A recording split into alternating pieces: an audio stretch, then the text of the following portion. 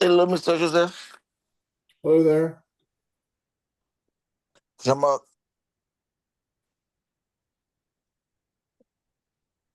What's up, Joe? Hey there, how are you? Good.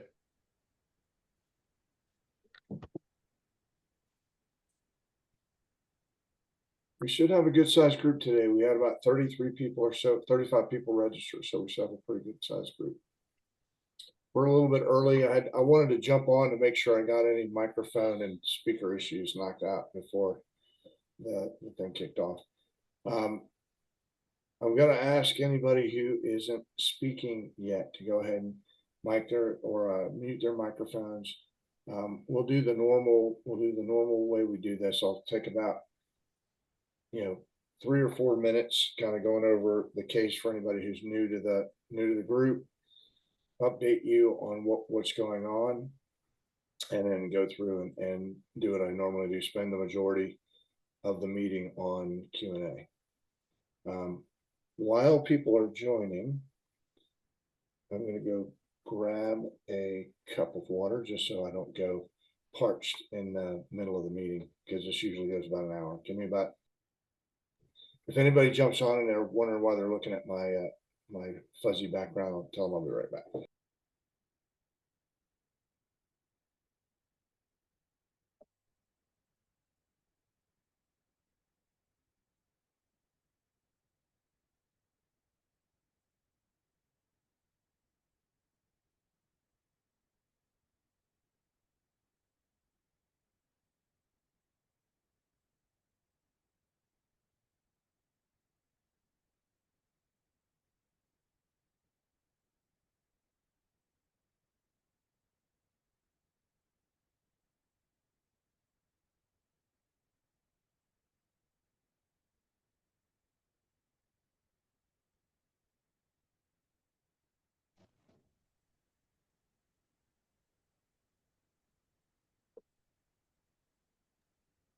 Russell Green, what's up, buddy?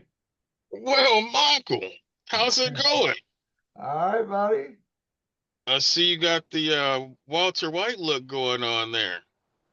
If you say so. You know, Breaking Bad, Walter White. Right. Did you ever watch Breaking Bad, Michael? Just a couple episodes, not really. Well, you're the real life Walter White for this webinar. Okay. Oh, happy anniversary, by the way. Hey, thank you. 24 years. That's a lifetime. It sure is. Michael, this is being recorded, so I'll allow you to say it's felt like a week, just for posterity's sake. Yeah, right. In case your wife watches the video. Yeah, she knows. She knows. Good times. We've been at it 18 years. Keep the knives sharp and close by at all times. That's the recipe for a happy marriage, I guess. All right, we got a couple more minutes. Like I said, we had about 35 registrants. I went a little overboard this week. I'm experimenting with some ways to get the word out. I'm going to probably send out an SMS opt-in to everybody in the group so that they have an opportunity to get text updates. The software that I use won't, if you haven't opted in, you won't get any text messages from me on that front. And it just allows me to, like, if we have, I'm thinking in terms of we're waiting on Judge Summers to issue an order. There has been rumblings under the, sort of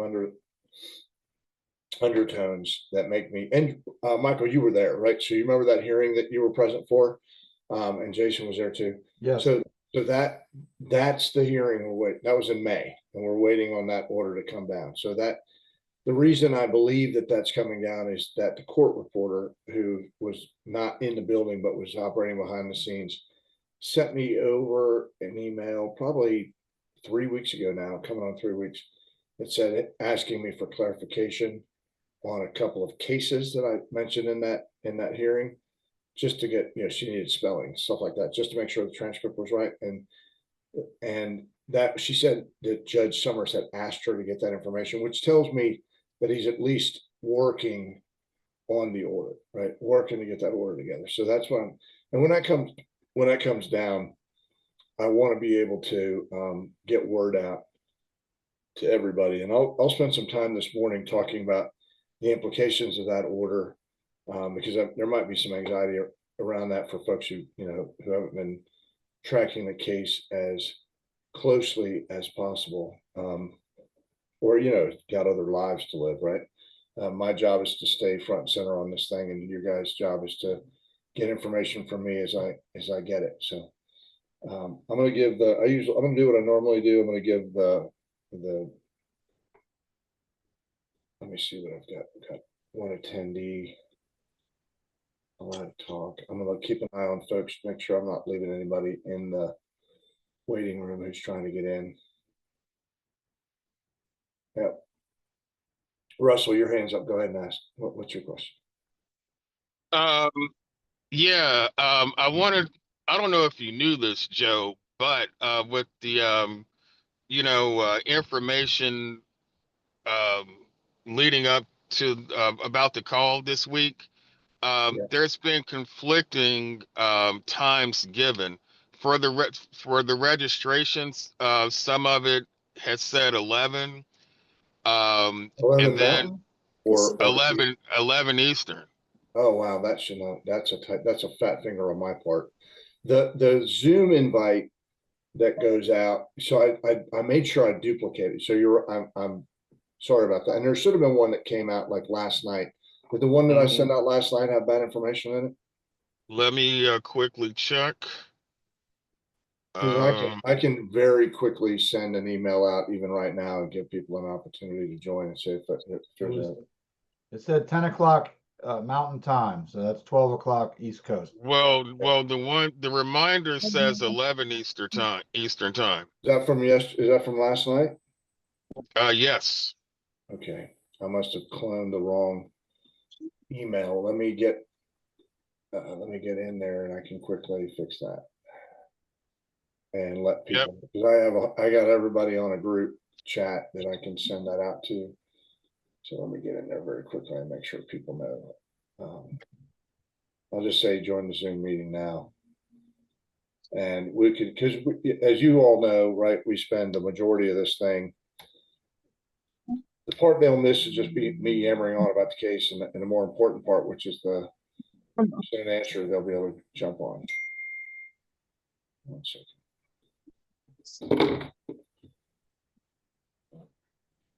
So it could be the other thing that should happen is as soon as I start this Zoom, you all should have gotten an email that said Joe started the Zoom meeting. 12 o'clock, correct? Good morning. Hey, good morning. Good afternoon. Hey there. All that. 12 o'clock Eastern Standard Time. That's what I have. Time. Yeah, let me go in here. Get this out. See what my email says, because I get. They know 12 o'clock. be on their best behavior and be quiet and chill. So I will bring the review. Just those chill. What are they here for? Just because, just to hang out? Someone makes some chili Okay. and then we can bring them to the house. There we go. I'll make sure I catch anybody who's inadvertently left their mic open, and we can mute those guys so we don't accidentally overhear a private family conversation that they might not all be that interested in hearing. Let me see here. Email.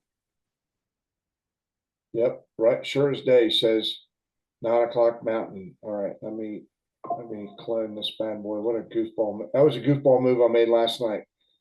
All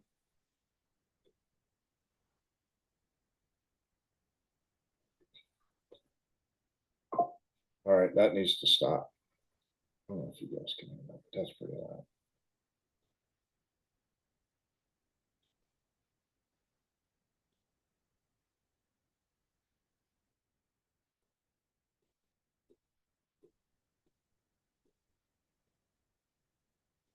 And I know where that came from. I held 2 webinars the last time that I did this thing 2 weeks ago, a 9 o'clock and a 10:30. So let me get in here and fix this.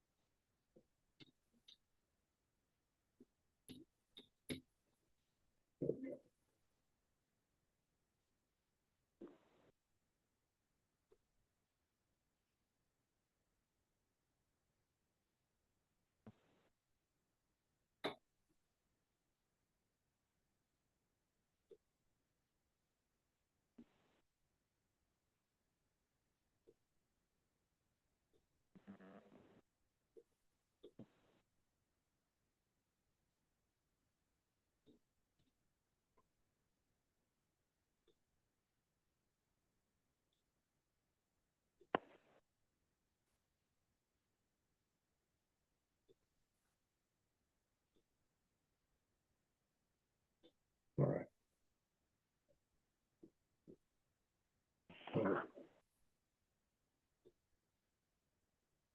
I'm gonna take a stab at your name. Back TR. Let me know how I did there. Yes, hi, how are you? Good. You had a question. I just resent that email. You guys should all have something hitting your inboxes here in a second. Yeah. All right. What was your question?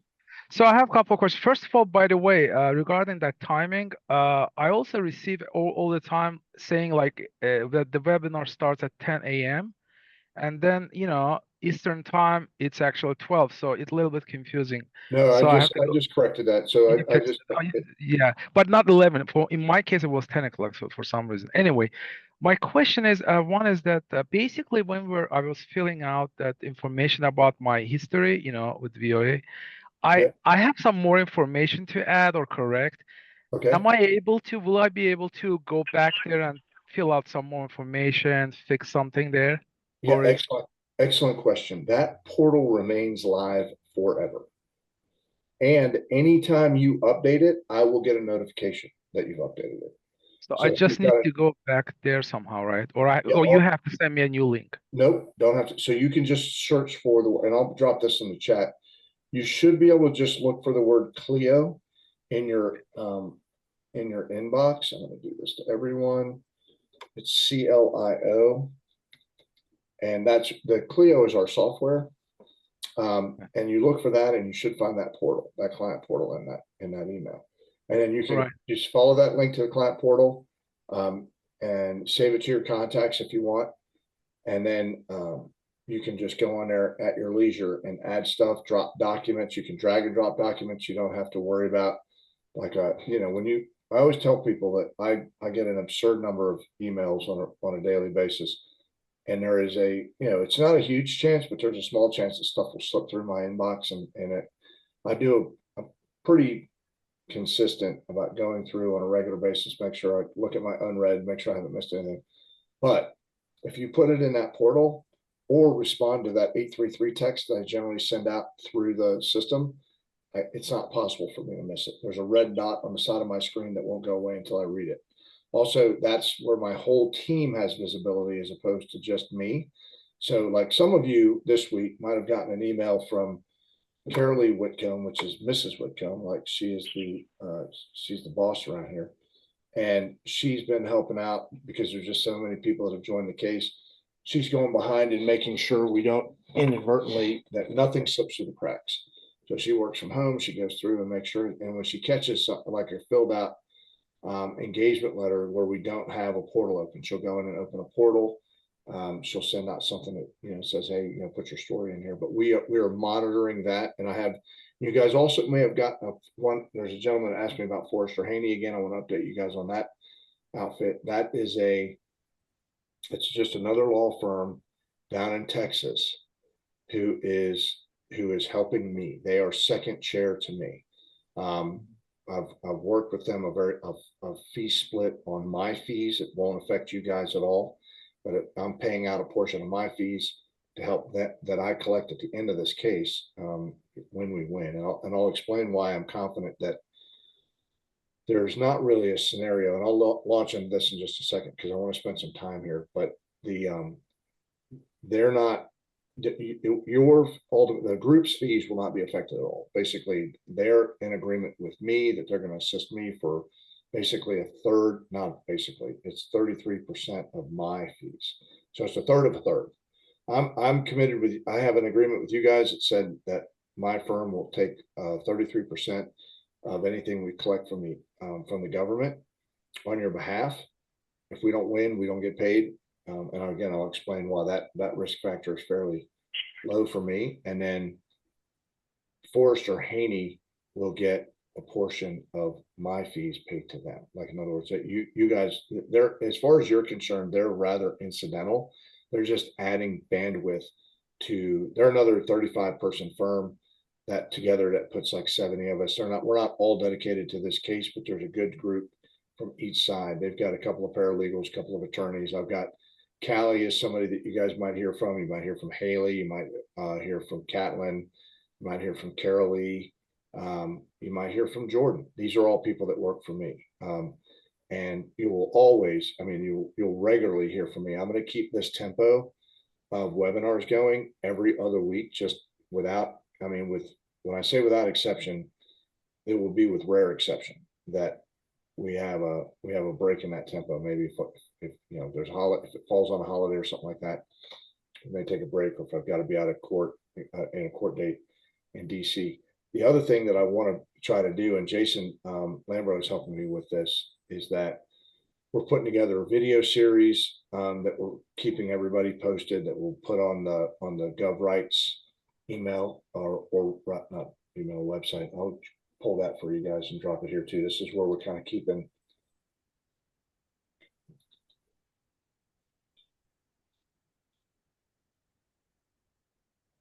Here it is. I know what it is. It's US Gov. That's why I keep not getting it.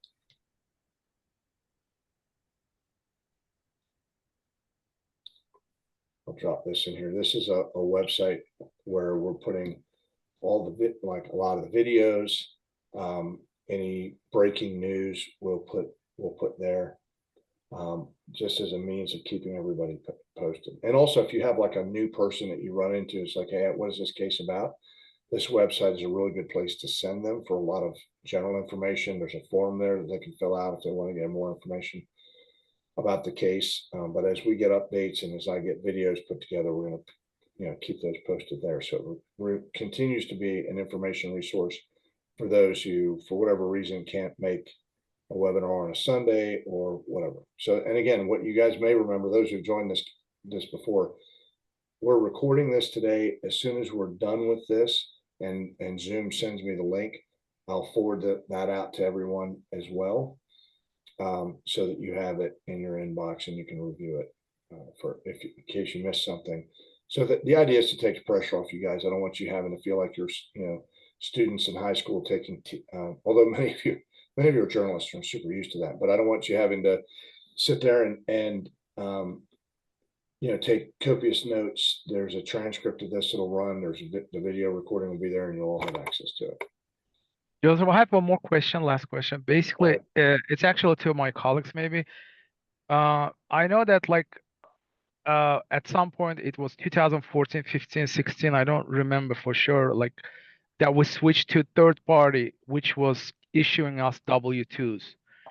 I wonder if any colleagues can drop in the chat box, like if they remember, like it was 2014 or what was the year that they switched us to the third party. Oh, I can tell you that I know the answer to that question because I'm okay.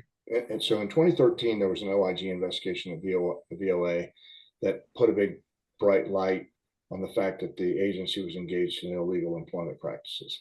So at that point, they started asking, well, sometime after that, they started asking folks to either go create their own LLC or they asked folks to go pair up with companies like TechniArts was one that were used. There was a few others. Then by 20, and that's been a gradual migration. Ironically, there are still people who work for the agency up until, you know, this recent riff in 2020 in May of this year that were still 1099s. Now they called them all kinds of different things. They called them they made up a bunch of different names that don't really make any sense. But you know, some of them were working on, some of the folks who I recognize on this call were working piecemeal. They were working by the piece versus by the hour. But that's still an independent contractor and still, in our estimation, illegal. And it puts the government in a real bind because they don't have a straight-faced answer for whether or not they paid overtime, because they didn't track any time. And that's one of the things I want to make sure that, and I revisit this on virtually every call that we have. When any employer, whether it's the government or whoever, fails to track time, if I did that, if I own a law firm, if I have people working for me and I failed to track time, failed to give them a way to clock in and out, I would be by extension creating a problem for myself, because then it just basically the undisputed evidence of how many hours that these people worked is what they say they worked. Now it's not it's a rebuttable presumption. It's something I could go and prove that, you know, through discovery that they didn't work that time, but the onus would be on me. Now, if you take this group, which is now, as of my wife's most recent count, is 227 folks, and we're expecting that number to get up to, you know, ultimately when we get across all the agencies, it should be in the thousands. There's some folks on this call are from Social Security Administration. I had a lady who wrote me over the week that said, look, I work 5 days a week, 8 hours a day. The difficulty is, and that sounds like a 40-hour work week. The difficulty is there were a huge number of those hours for which she wasn't paid at all, or she was paid, you know, $5 or $10 for an entire day's worth of work. And that's not legal. And the government doesn't have, in this instance, doesn't have any evidence to the contrary. I have a contract from them that says if you show up to a hearing and the hearing gets canceled, then you get $5. If this person traveled 2 hours to get there, waits 45 minutes for the hearing to start, and the ALJ gets on and cancels the hearing, they get paid $5. That's not legal. That doesn't meet the federal minimum wage requirements. And it doesn't meet a host of state laws, which is something else we're going to cover. Thank you, sir. Of course.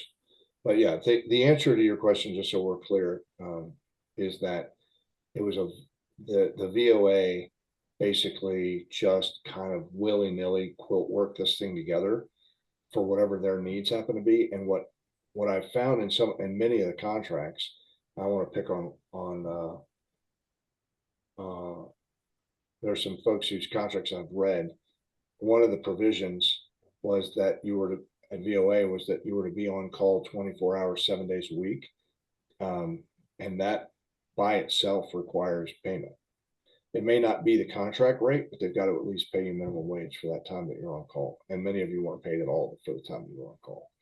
And the implications there is that you couldn't go to happy hour. You couldn't go to, you're basically living by your phone, and that's not okay without compensation. Thank you. All right. I'm going to assume that everybody who's going to be able to join this morning, and again, I got to be more careful moving forward on it because I'm the one that's pushing these emails out.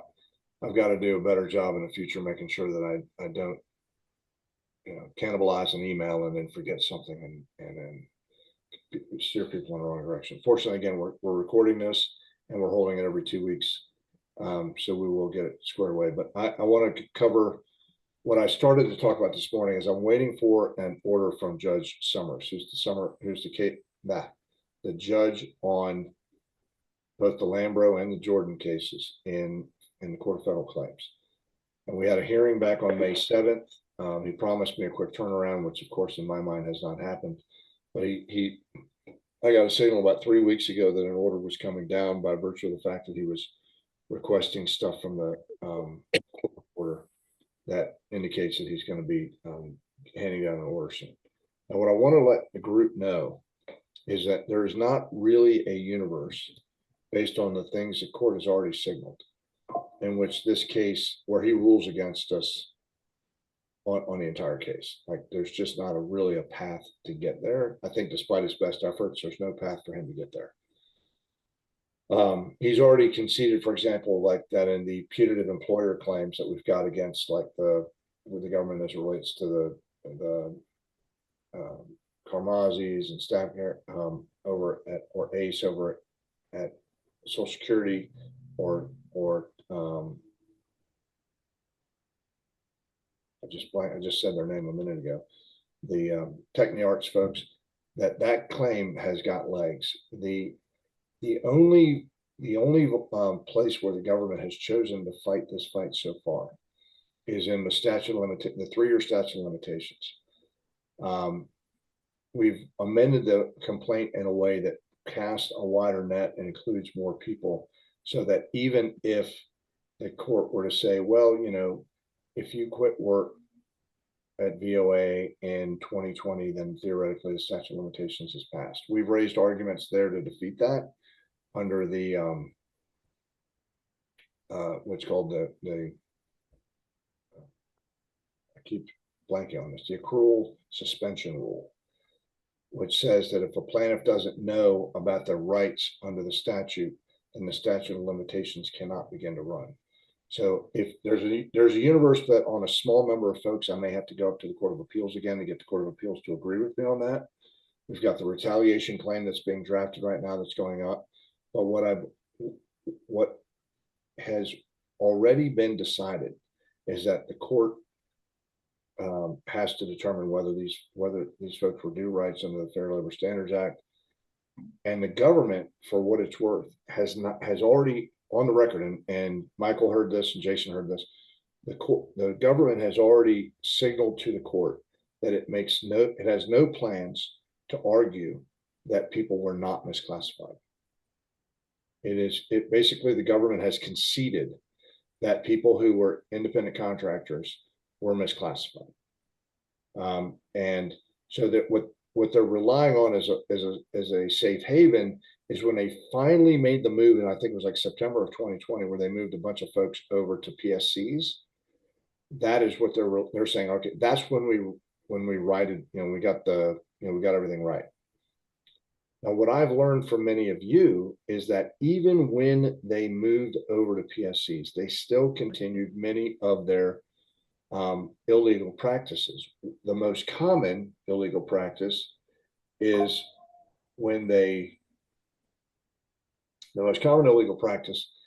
and I've heard this from many, many people, and so I believe I have no choice but to believe it's true, is that they'll have people work overtime, and instead of paying them overtime, they give them comp time. I'll bet you somebody on this call has received comp time in lieu of overtime. And that is just flatly illegal. First of all, comp time is 1-to-1 time. It's not time and a half. So you get an hour off for every hour you work overtime. Second of all, it's not money, right? And you have to basically wait until you leave to sell that time, or you've got to take the time off in order to be compensated. Also required to work on holidays. Yep. We were required to come to work on holidays. No, I remember you heard me say a moment ago, not only were you required to work on holidays, you were on call at 2 o'clock in the morning every day. Like I don't know if there's a Stephanie that I worked with. I don't know if it's Stephanie Johnson, because I think she's out on the West Coast, but one of my Stephanies got me a contract. The first one I saw, this was a year and a half ago, where it had that 24/7 clause in it. And I was blown away. That contract is a big problem for the government. That clause of requiring people to be on call 24/7, that is a giant problem on two fronts. One, on the independent contractor front, that's a bullet in any theory of independent contractor. Second piece is they owe people compensation for every hour that they were on call, which is again 24/7. So again, I want to make sure I say this for the group. Like I don't see a path, and I've been on this, since 2021. I don't see a path where the court has a mechanism for dismissing this entire case. They've already signaled that if they dismiss any individuals based on like statute of limitations arguments, then they'll use like what's called it's Rule 54B in the federal rules, which would allow me to take those individuals up on appeal. And I actually weirdly, like I don't wish it on any individual, but I actually want to be able to have that fight, because if I can have that fight at the Court of Appeals for the Federal Circuit, that opens what I'm pushing for, so that everyone hears me say this, is I'm pushing for an unlimited reach back.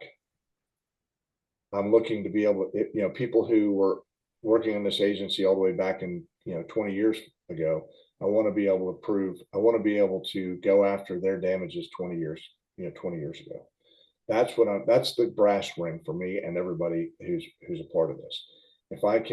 The argument is the government actively lied to its employees and telling them not only did they tell them they were not eligible for overtime, but every one of you had a contract clause that made it illegal for you, or a breach of contract for you, to hold yourselves out as anything other than an independent contractor under threat of termination for default. And if you were and I've explained this to the court, Michael heard me explain this to the court before. I explained to the court that is not just a garden variety firing, which is bad enough to argue coercion. But in the universe of a termination for default, that means that the employee, the terminated contractor in your case, could be liable for what's called excess procurement costs, which means the government could theoretically go hire me to do Michael's job and agree to pay me 1.5 times what he was paying Michael, and then send Michael a bill for the difference. That's called excess procurement cost. And it's horrifying. On top of the fact that as it relates to VOA, especially, there were many people who were in the foreign services within VOA who had the threat of losing their visa status if they were terminated and having to return to their home of origin. That is, that may not sound horrifying on its face, but if you've been in the United States, part of the theoretical U.S. propaganda machine, and you're going back to a country that may not find all of that as entertaining as we might in the United States, that could make for an unwelcome reception when you get back to the home state. And I've argued that issue, and it's actually become a reality since the end of June, or May rather, when I would say that the RIF was at the end of May, and many folks who I was in communication with before, a huge group have had to move back to their country of origin, because they didn't have a mechanism for staying here. Their visa, their permanent work status hadn't been completed. All right, so that is my update. I want to say again, for those who are new, who's joined since I kicked off the call, I'm going to be sending out an SMS opt-in. That's a two-way communication. Folks can email me or text me back and send stuff out just like the portal, but that's just so that I can get updates very quickly out to the group. If you don't opt in, you don't have to, and I'm the only person that will be sending text to you, so you don't have to worry that I have so much free time that I'm going to be sending, filling up your cell phone with meaningless junk. I will only be sending out stuff that, like, as the court updates things, or as I'm holding, you might get a bi-weekly reminder about this webinar. So I'll send that out this afternoon so you guys can see that. What I'm going to do now is what I do in every week, is I'm going to go ahead and open it to questions. I'm going to lower hands, backyard, just lower your hand. But if you've got a question, hit the little raised hand feature on the bottom of your screen, and I will take questions in the order they come up, and we'll go ahead and answer questions for about the next half hour. All right, let's see. Back here, you have another question. You're still muted, friend.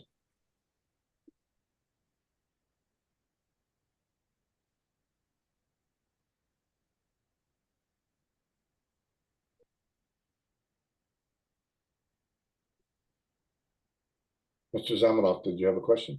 No. Sorry. It was a Okay, all right. mistake. I'll go ahead and lower your hand. All right.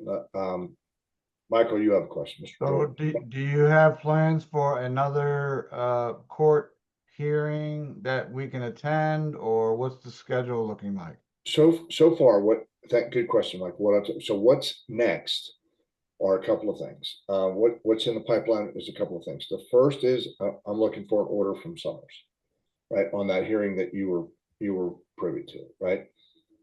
What comes down in that order will kind of shape what's going forward. Now, what's working in tandem, and this is something else that I will. This is something else I always mean to do when I'm doing this. I'm going to drop this form in our chat that if anybody has not opted in or joined the case, you can do that. But what's the other thing that's happening in tandem? That's why I bring up this issue. Is I'm filling out a retaliation. I'm doing completing a retaliation claim that will be its own standalone case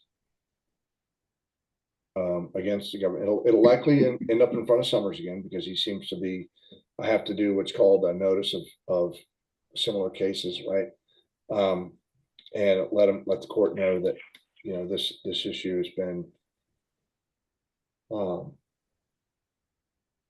has been litigated already. Well, we try to get it. Fun too, asshole.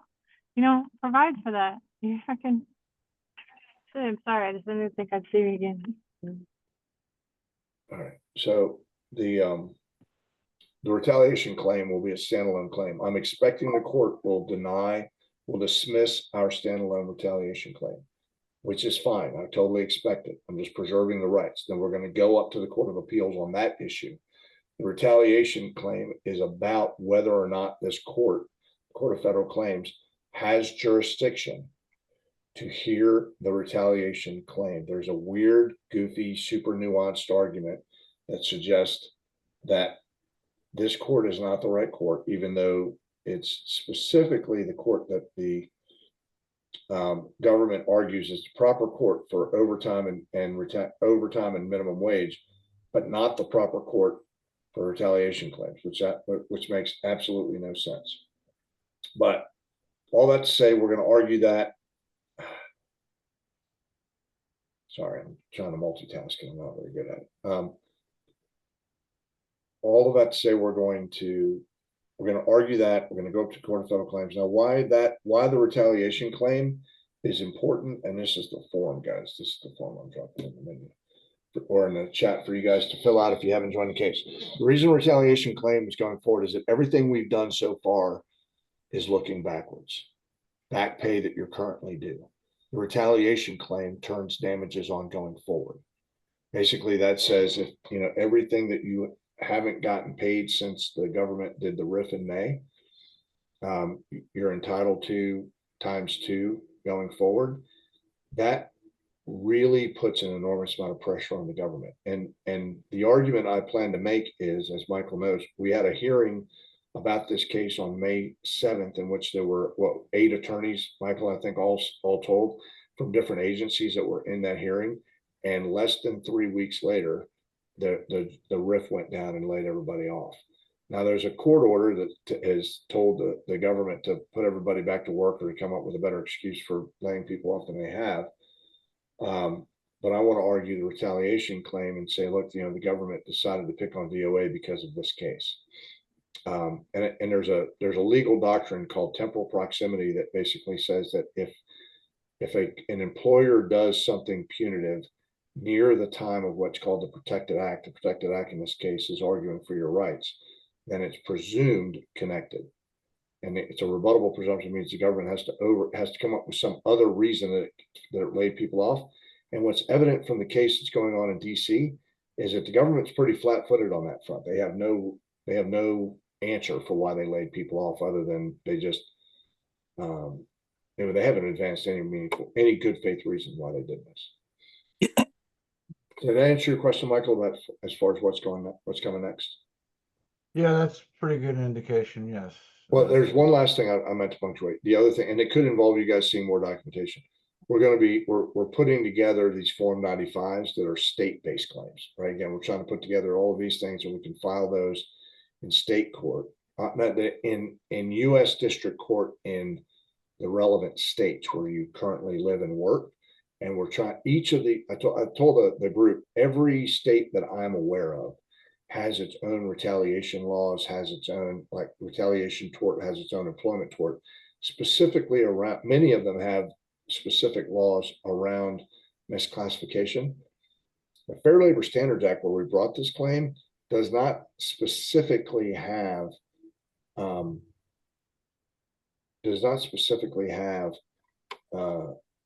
a misclassification element to the FLSA. It's just where the way you recover is through you say that these are putative employees, they should have been treated like employees, they weren't paid overtime and minimum wage. That's how you get there. That's the relief that's available under the Fair Labor Standards Act.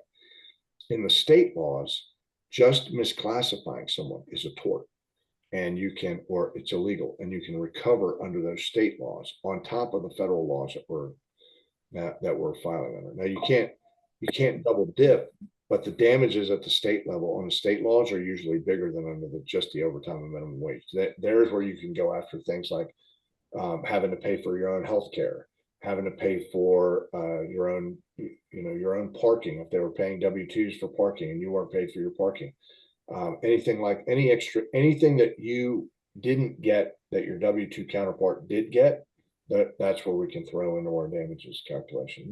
One of my favorite is the matching under thrift savings plan, like the government's 401k. So they don't do, there's lots of you who've been there forever, never had an opportunity to have matching contributions on 401k. That's a big tranche of money.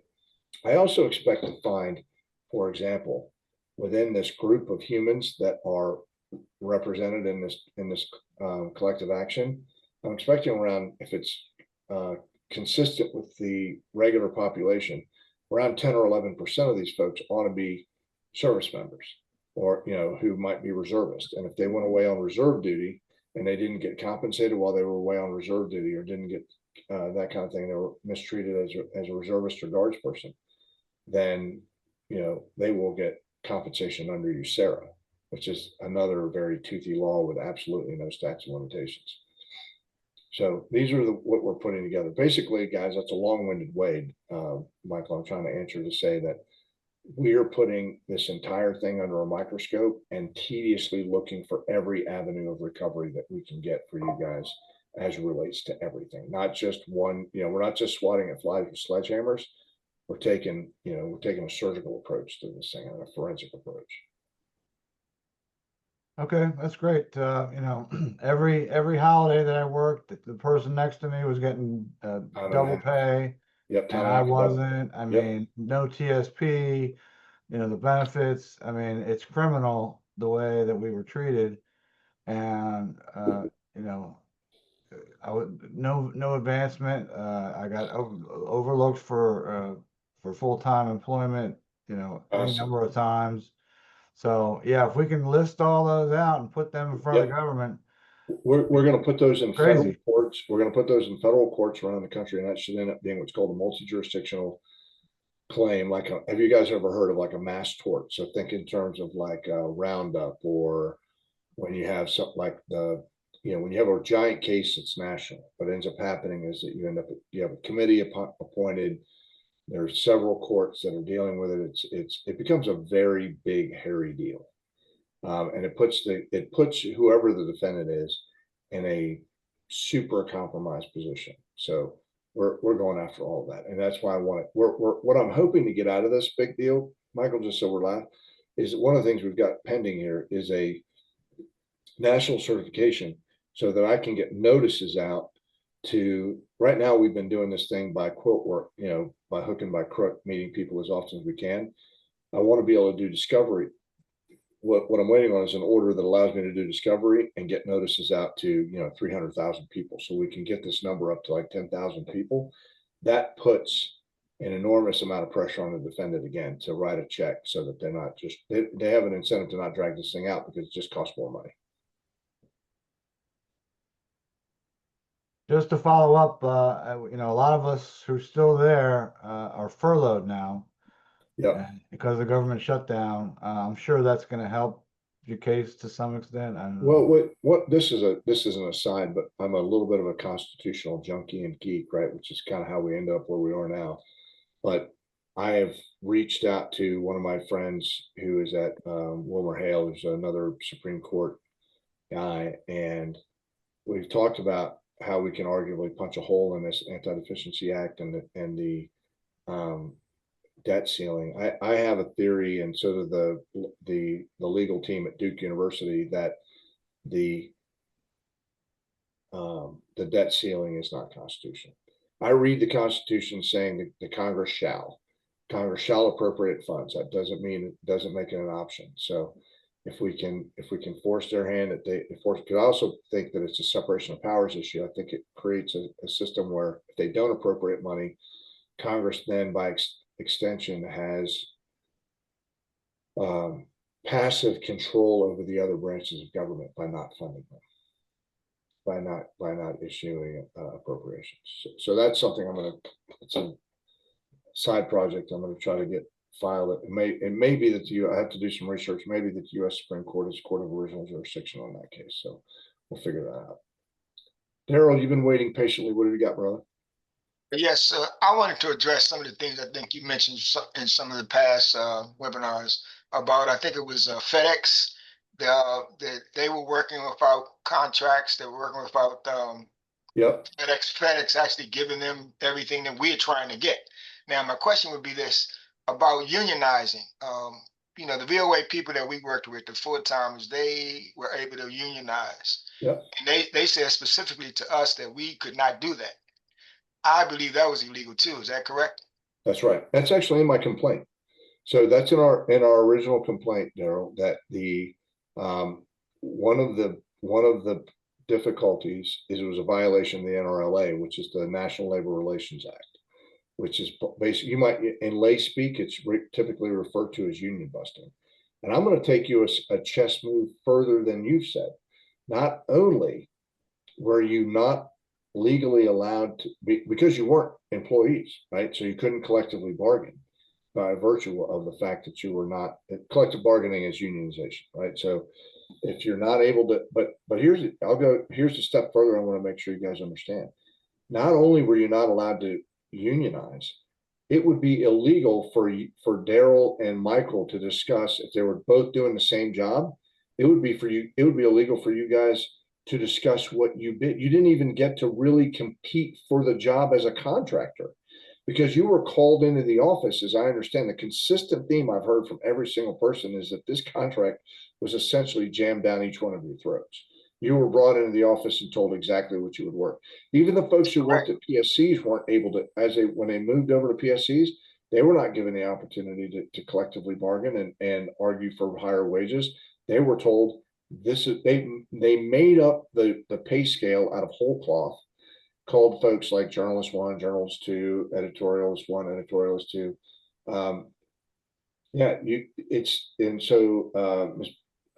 Beasley wrote, they told us here in Dallas we couldn't unionize, we couldn't discuss our bids. That's a law. That's the law. It's called collusion in the universal government contract. And I argued this in front of the Court of Appeals. And I was attempting to get the court. I mean, they agreed with me on other fronts, but they actually shut me down in this argument.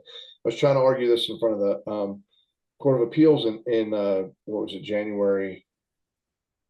It was December of 23.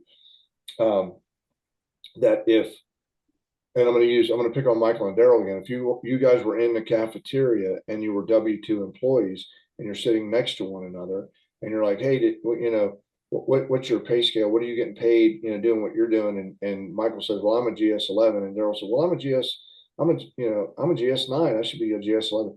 That's perfectly legitimate. And no one is allowed to issue any rules that precludes that conversation. The two of you are 1099s in that same cafeteria having the same exact conversation. You've now violated antitrust laws. You've now violated anti-collusion regulations within the FAR. It's called bid rigging. If your independent contractors having that exact same conversation, which is why it's so nefarious.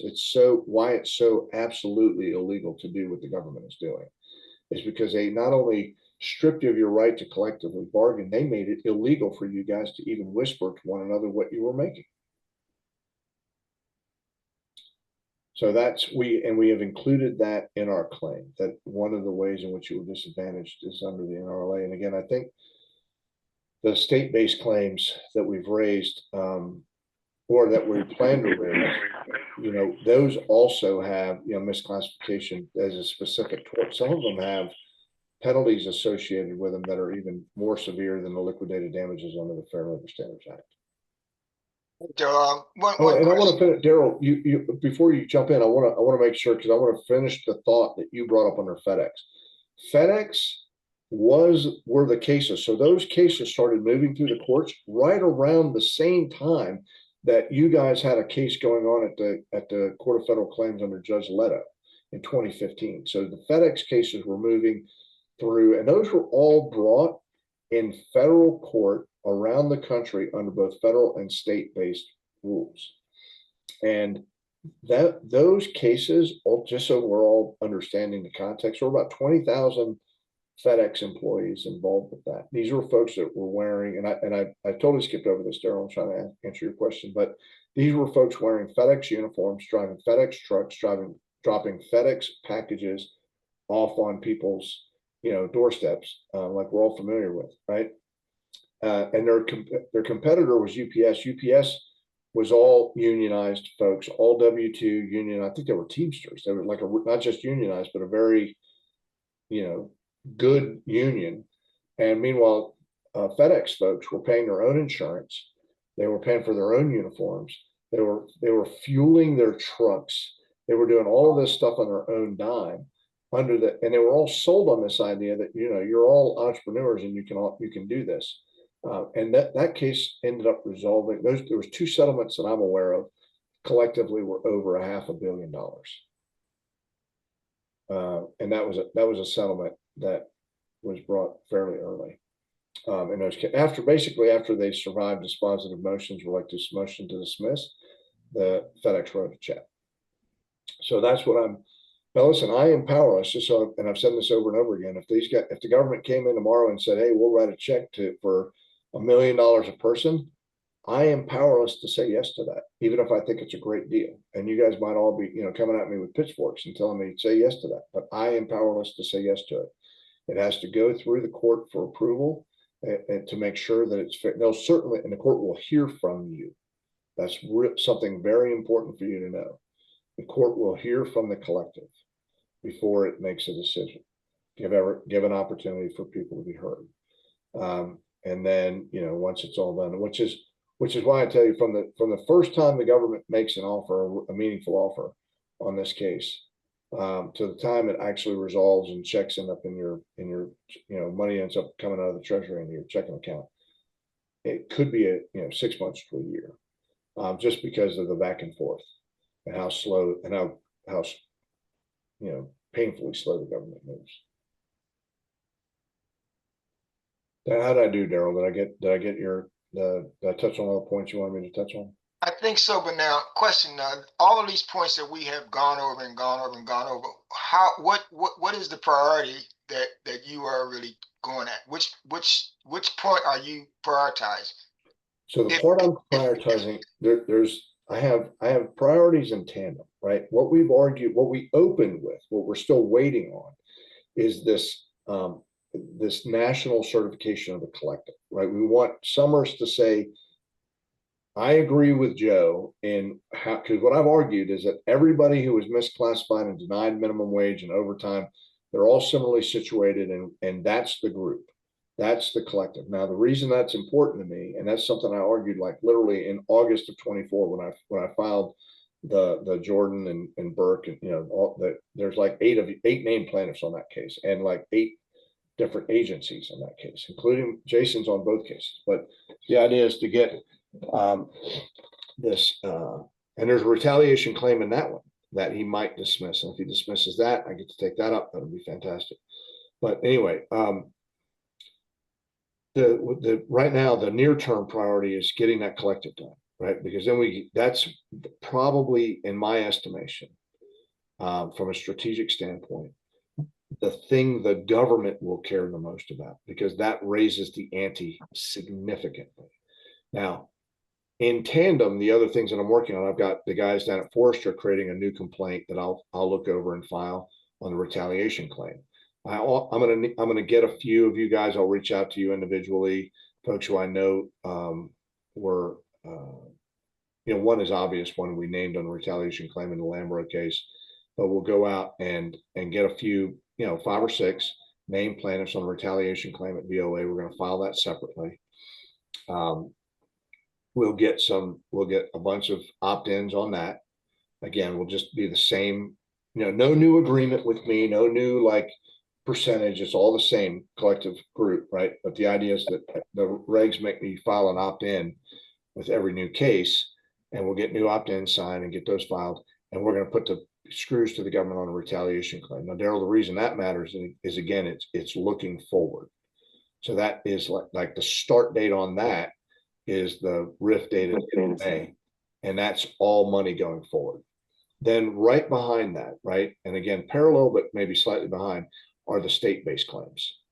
And the reason I say slightly behind is because that is a much bigger research project for me on my side. In other words, I've got to do a survey of all 50 states and figure out what, and that's one of the things that Forrester and those guys are very good at. They do a bunch of state-based claims. So they sued Domino's nationally, as an example, on behalf of all of their drivers for not getting paid compensation for fuel and car expenses while they were doing that work. So they've got a very deep bench on the state-based claims, but now they don't know anything about suing the government. So that's why we're having to work together as a team, because that's how I've made my living, is suing the government. So that's where my strength is. But they're going to help me put together the misclassification. That's going to look like Form 95s. I'll send those out en masse. You'll sign those Form 95. They'll read pretty similarly. We'll have they'll be fact specific about the ways in which you'll misclassify. And then we literally email those or fax them over to the government. And then we start a 6-month clock on that. Stephanie had her hand up. Stephanie, do you have a question? Hi, Joe. Yeah, you just touched on a little bit on that. I was going to ask about the state level cases where we were on that. You're my Californian, right? I hope you don't Yeah. mind getting that away. Yeah, California is one of my favorite states in the union on that front. So it's California, Massachusetts. A few states model their rules after, like Colorado models their rules after that. And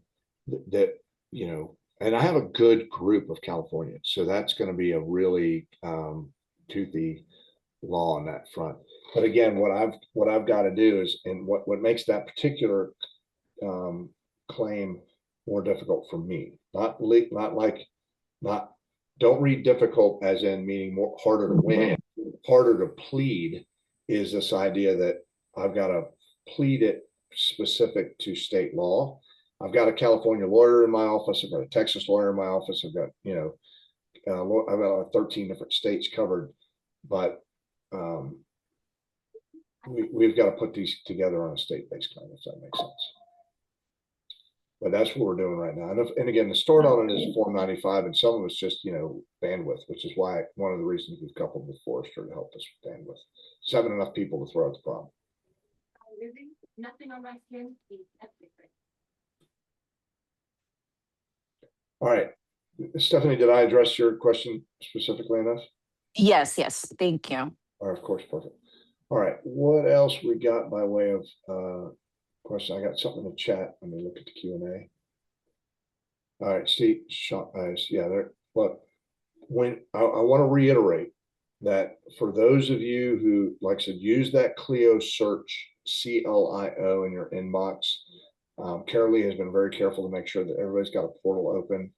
All 227 of you who've signed an engagement letter and an opt-in should have a portal open. And I want you to go in and put your individual stories in there. And I don't want you to obsess about form. There is no, just tell your story. We will go in as we read it. My paralegals get into it. If they've got questions, they will happily reach out to you, send you a text message, get you on the phone. round it out, and then we're gonna put it into affidavits and send it to you for your signature, which will give you another opportunity to look at those. So do not feel like, you know, I've had many of you ask like, well, if I do, I've got more to add to it. Just keep adding. Like, don't put yourselves in a box. So if you've worked holidays and what's important, ladies and gentlemen, when you put your story in there, be careful to put in there how that compares to how others were treated, because that's where we'll get into that state, the leverage for the state-based claims. So like when someone said, like Michael, I think, or Daryl, I think it was Michael said, like, I work holidays, I'm working right next to folks who are getting 2x what I'm, you know, not only, by the way, and this is a double-edged sword on this front. I should say it attacks both ways. Not only were those folks getting paid double time or time and a half for those, you know, overtime and weekend hours and holiday hours they were working, their base pay was higher than most of yours. Most of the folks that I've talked to had like $30 to $40 an hour wages. Many of these, in a way I found this, when you go out and find, the government was simultaneously, by the way, advertising for these positions. When I first started this case back in 2021, they were advertising for these positions on USA Jobs. And that's another thing where you can help me be like your little, my little researchers. You know, create accounts in USA Jobs and look to see when these, and create agents and look to see when these jobs come out that sound very similar to the work that you're doing. Because when I looked at this thing in 21, they were announcing these jobs at like GS 1213, which was like $114,000, $115,000 a year. While many of the folks that were, you know, doing the job as independent contractors were getting paid basically 80 grand a year gross before any bennies or 401k or and they were the government employees. I remember from my government employee days, they were getting massively subsidized healthcare, for example. They would get full family coverage. I was getting like full family coverage for like $180 a month on the government's gold-plated healthcare form. So whatever you happen to know or believe you know about, you know, what your W-2 colleagues were getting, throw that into your story as well. The collective bargaining front is a big deal because that's one of the reasons that these government employees have, you know, they have very powerful unions that, you know, can, you know, can force the government to pay more than they want to. All right, who else? We have a few more minutes. It's about 3 minutes. I could probably answer one more question before we hop. Who else has got a question? Bills are coming on here in a few minutes, guys. I gotta go watch those guys run over whoever they're playing today. My wife's a Buffalonian, so we have kind of a religious devotion to the Buffalo Bills here at the Whitcomb household. But who else has got any questions? I got one question or just like one statement. I don't know how to Thomas. raise my hand on here. It's down at the bottom, just for future reference. If you put your mouse over the bottom of the screen, Thomas, there's like the middle icon is raise your hand, but I'm happy to hear from you. Okay, sorry. I'm on my phone, so I don't see it. Sorry. I get it. Yeah, but you know, another thing that I was gonna add to what you mentioned about you know, the pay for government employees is locality. You know, they were getting paid a lot more because of, you know, being in the DC, Baltimore area too. Yep. So that might be something else to add. No, that's 100%. So and we're going to guys, one of the big ways, you might remember, some of you had questions way back when about the engagement letter, and it had a big number about cost. One of the, like, I've basically run this case so far with almost no cost.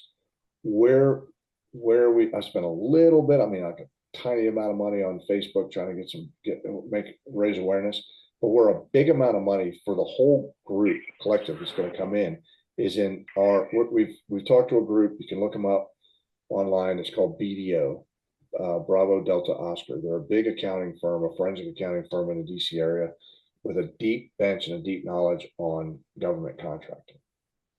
They're going to be the ones that do the forensic accounting for us on damages. That is probably going to run, you know, that's where that $1 million number came from. but that'll be across, by the way, you know, that'll be the government's problem to pay when we win, first and foremost. And certainly a negotiating chip when we come to working out the calculation of damages. It'll be split. If we have 10,000 people in the group, that means, you know, it's going to basically work out to be about $100 a person or $100 a claimant as far as, you know, the reduction in the amount.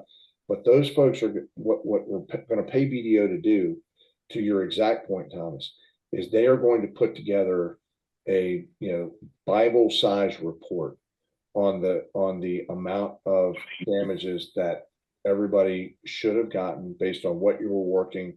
Go out into the industry, see what a person doing your job should have made in the commercial sector, what you would have been making in the government sector if you'd been hired appropriately. Looking at the overtime, they're going to offer an opinion on how, you know, nationally, how much people should get paid when they're on call. All of these things are going to be, that's where we're going to spend like hard money. And I've already talked to a partner there. I've been working with him probably since 2021. He's a partner in BDO.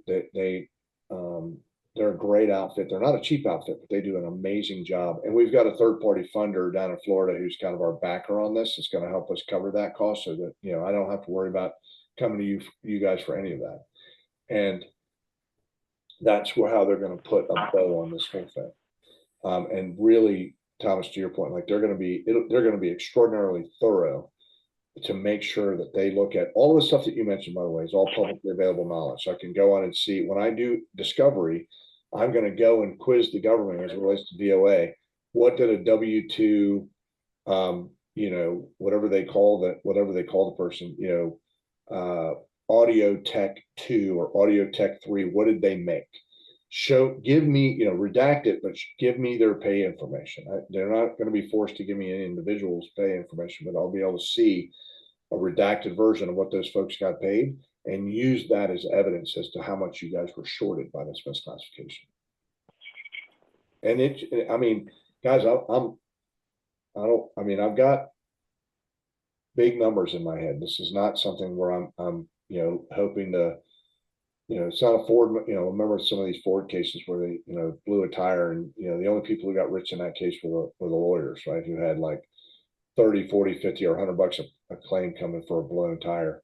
This is something where I'm really trying to get everything that you guys are entitled to going all the way back to the beginning of when you started working for the government. And we're going, like I said, that's where the bulk of the hard money, because all of the labor in this thing is just everyone, you know, all my lawyers are, you know, I'm paying all my lawyers, Forrester, Henry pay their lawyers, we're all logging our hours.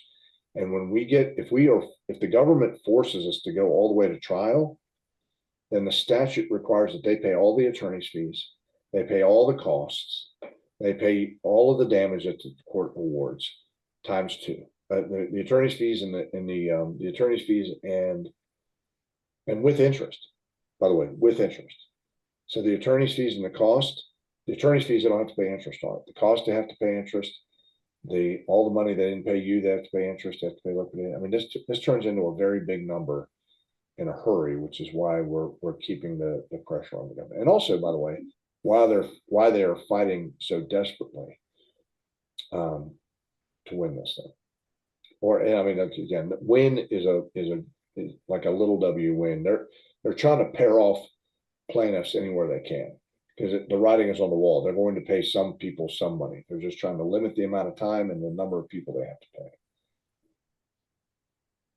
And so, Russell, going back to your previous question, if you're still on this, and I'll answer for everyone else's benefit, that's one of the other things that I am prioritizing is keeping this case alive for as many people for as far back as humanly possible.